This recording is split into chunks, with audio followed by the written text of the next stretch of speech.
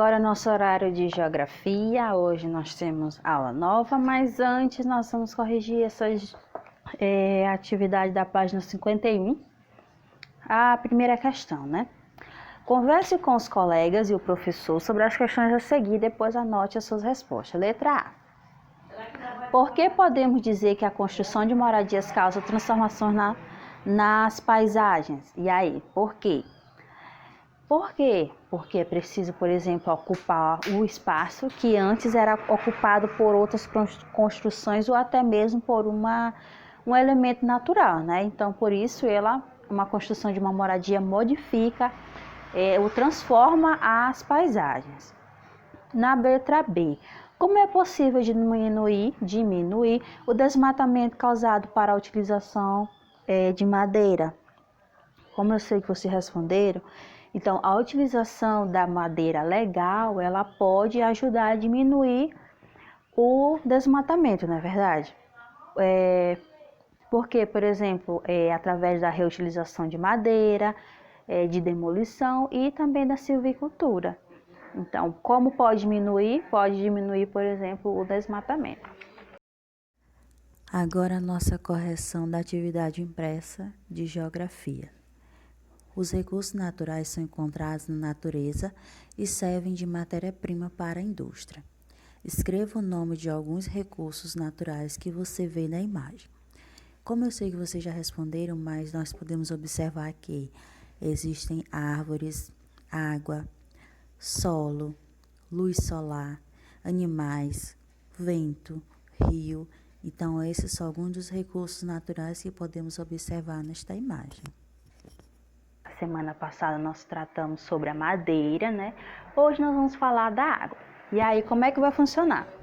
Será nas páginas 50, 51, 52, 53, 55 e 56. Tia, mas tudo isso é porque vem assim, vem um textinho, vocês vão observar aí no livro. Vem um texto, aí vem uma atividadezinha, depois outro texto, mas tudo está dentro do tema de hoje, que no caso é a água. Então, peguem agora aí na página, eu coloquei a página 50 aí, né? Desculpa, é a 52, tá? Daqui. Perdão, 52, 53, 55 e 56. Eu coloquei errado, mas agora estou consertando. Então, vamos lá. Retiramos da natureza também a água. A água é importante recurso natural e é usada para diversas atividades, como por exemplo, escovar os dentes, tomar banho, lavar o cabelo, né? Então são algumas das situações do nosso dia a dia que nós somos dependentes da água. De onde vem a água? Primeira pergunta, né? Tia, mas da onde é que vem essa água? Todo mundo, vocês já se perguntaram, né? De onde vem essa água? Vamos descobrir agora. A água pode ser encontrada nos mares, nos rios, nos lagos, no interior dos solos e até mesmo no ar. Nos solos ela brota em locais denominados nascentes. Então, pois é ali que dá origem dos rios. Então, toda vez que vocês pensarem, será de onde é originado os rios? Vocês vão lembrar, nascentes. Os rios originam-se das nascentes, entendido? Então vamos lá. Contudo, para chegar às torneiras das pias, dos tanques, dos chuveiros, das máquinas de lavar e tudo mais, a água passa por um longo trajeto. Vamos entender esse trajeto. Em geral, a água de rios é represada e armazenada em grandes reservatórios. Vocês já observaram na TV isso? Eu vou colocar uma imagem aí para vocês, para entender um pouquinho melhor. Veja agora esta imagem. É a imagem de uma estação de tratamento de água. Então, como podemos perceber, existe uma grande aparelhagem para que a água chegue até as nossas torneiras. Então, agora vamos entender como isso funciona. Dali a água é transportada até os tanques do tratamento, tá? Então, primeiro elas ficam lá dentro do reservatório, armazenada. Depois ela é transportada até um tanque de tratamento. Primeiro ela estava lá armazenada, né? Depois ela vai para o tanque de tratamento. Depois, aí nesse tanque de tratamento, lá é retirar todas as impurezas e as sujeiras que podem prejudicar a nossa saúde, entendido? Novamente, primeiro a água fica armazenada lá num grande tanque, tá certinho. Depois ela vai para um outro tanque, só que agora é um tanque que nós chamamos de tratamento. Lá vai ser retirada as impurezas, as sujeiras, que é para não fazer mal à nossa saúde. Aí, lá também nesse tanque de tratamento, lá é adicionado o que? Produtos que ajudam a manter a água em condições de consumo, tá bom? E só depois de tudo isso é que ela é enviada para as tubulações. E aí vem para onde? Vem para nossas casas, nossas pias, né? Nossos chuveiros, e vai também para a escola, para os prédios e tudo mais, entendido? Novamente vamos explicar. Lá do comecinho, no solo é onde brota a água, lá onde nós chamamos de nascentes. Depois, como é que ela vem para nossa casa? Primeiro, ela vai estar lá num grande reservatório ao ar livre, armazenada ali, né? Deixada ali.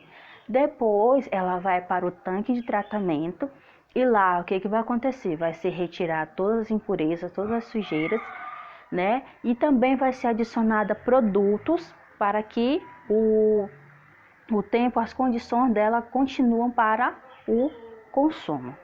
E depois daí ela vai para a tubulação, e aí da tubulação chega lá na nossa pia, no nosso chuveiro, na nossa casa, na escola, nos prédios e tudo mais, entendido? Então, quando usamos a água que chega pelas torneiras, gastamos água, é água que foi tratada por meio de trabalho de muitas pessoas. Então, por isso, devemos utilizar apenas a água necessária no dia a dia, para evitar desperdícios e não prejudicar o que nós estudamos lá em arte, que é o nosso meio ambiente. Então, após usarmos a água para a nossa higiene pessoal, ela deve retornar para a área de tratamento para ser limpa novamente e também, de novo, retornar para a nossa pia. Então, eu escovei o dente, caiu a água lá, né, na tubulação. Aí ela volta lá pro grande armazenamento e aí ela vai ser limpa novamente para poder ser utilizada novamente. Olha como funciona, como é interessante. Muitas vezes, contudo, as águas sujas são depositadas em rios e elas não recebem tratamento, tornando o que? Poluída.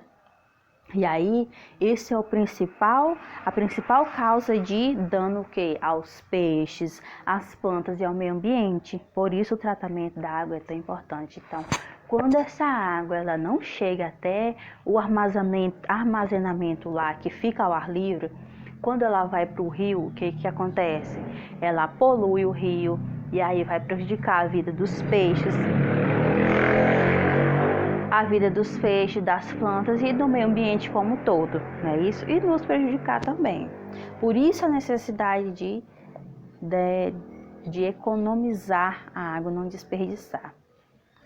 Página 53. Onde usamos a água? Além da nossa higiene pessoal, muitos outros usos da água, como por exemplo o cultivo de vegetais e a criação de gado. É um exemplo de onde utilizamos a água. Isso acontece porque no cultivo e nas pastagens, né, precisam de irrigação e por isso eles necessitam de ser molhado constantemente, né? Tempo em tempo tem que estar molhando. Então é o caso da criação de gado e cultivo de vegetais, que eles precisam muito de água. Então, assim como nós seres humanos, as plantas elas precisam de água para sobreviver. No entanto, nos cultivos, muitas vezes são utilizadas substâncias para deixar o solo mais fértil e combater insetos ou pragas. Quando vocês assistem algum programa relacionado a essa temática, né, de agricultura e tudo mais, de cultivo, e em alguns casos eles precisam se utilizar de fertilizantes, que nós chamamos, para deixar o solo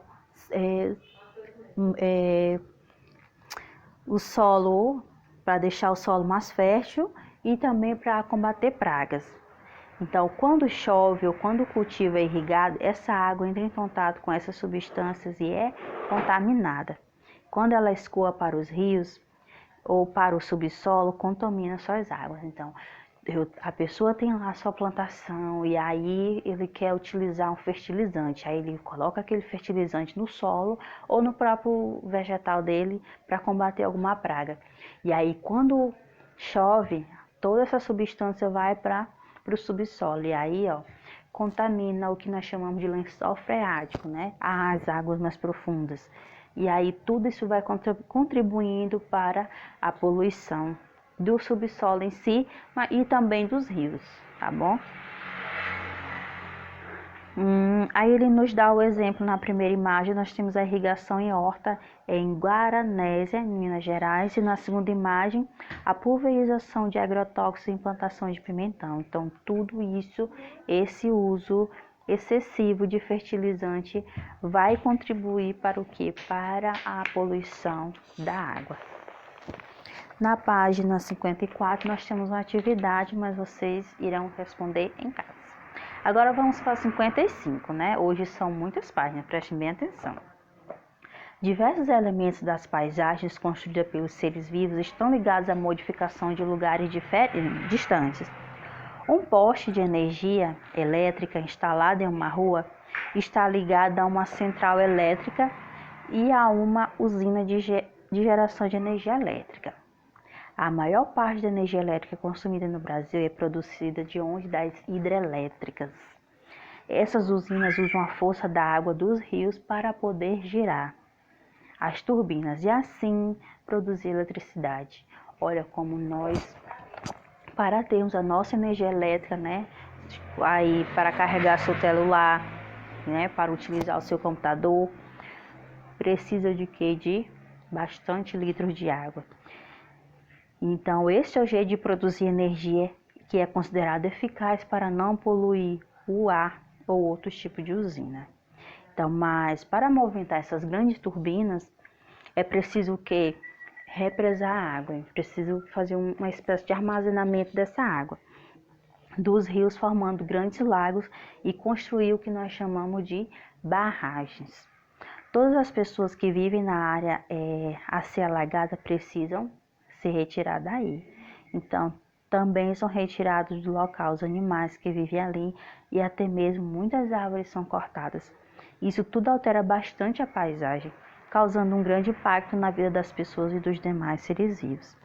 Então, aí nós vemos a vista da barragem de Tucuruí, no Rio Tocantins. Então, a construção dessas barragens, ela modifica totalmente o espaço em que elas vão ser construídas. Como ele disse no texto, é retirada árvores, pessoas que moram ali também são retiradas, animais que vivem ali são retirados. Então, por isso que existe muitos, o que nós chamamos de ativistas, né? Que são pessoas que defendem a natureza e o meio ambiente em si, devido à construção dessas barragens, porque modifica e altera bastante o meio em que elas vão ser instaladas. Então, deve ser muito bem pensada quando for instalada, porque vai alterar muito a paisagem e modificar bastante a vida dos seres que estão ali nessa região. Agora nós vamos para a página 56, que é a última página de hoje. Em muitas áreas do Brasil, com o passar do tempo e com o avanço da tecnologia, a população passou a utilizar mais energia elétrica. Esse aumento fez crescer o número também de usinas construídas no país. Por isso, diversas comunidades ribeirinhas e indígenas tiveram suas vidas modificadas pela construção das usinas hidrelétricas. Para os povos indígenas, em sua maneira de viver, os rios são uma parte essencial. A pesca, o banho e até mesmo alguns rituais religiosos são utilizados na água do rio. Olha que como é interessante, e de fato, geralmente os indígenas são os mais prejudicados com a construção dessas usinas. Geralmente as áreas que esses grandes empresários desejam, né, geralmente são áreas de indígenas. E aí o povo indígena fica bastante afetado por isso, né? Porque são removidos ali do seu habitat natural. Então, e como diz no próprio texto, a pesca, o banho e até mesmo os rituais deles são parte, né, do rio. E o rio tem um significado muito importante para eles, né? Até porque eles são, não todos, né, mas muitos respeitam a religião que nós chamamos de religião pagã. O que é isso, tia? É através das divindades, né?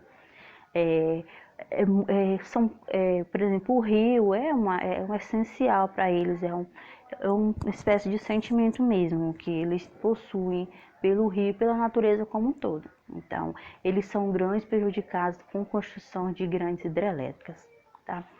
Então, na aula de hoje nós aprendemos o quê? A importância que tem a água na nossa vida, para a nossa higiene, para o consumo, para a vida. Nós aprendemos de onde vem a água, né? Que acontece primeiro lá nas nascentes dos rios, que dão origem aos rios. Depois a água passa pelos grandes reservatórios. Desse grande reservatório ela vai para o reservatório de tratamento e lá recebe o que? Os maiores cuidados, retirada de poluição e sujeira e tudo. Depois, onde usamos a água? Usamos não só na higiene, mas também no cultivo de vegetais e também na criação de gado. E depois nós falamos sobre a água no uso da construção das grandes hidrelétricas para o consumo nosso de energia e como essas grandes hidrelétricas afetam a vida, né, das pessoas que estão ali, assim como também dos povos indígenas. Tá bom? Então essa é a nossa aula de hoje sobre a importância e a preservação de não desperdiçar a nossa água.